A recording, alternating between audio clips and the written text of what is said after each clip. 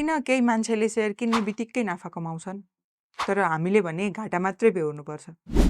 उनीहरूले केही कुरा अगाडि नै थाहा पाउँछन्, जसलाई इन्साइडर ट्रेडिङ भनेर बुझ्न सकिन्छ। इन्साइडर ट्रेडिङ भनेको कुनै कम्पनीको गोप्य वा सार्वजनिक नभएको महत्त्वपूर्ण जानकारी प्रयोग गरेर सेयर खरिद वा बिक्री गर्नु हो।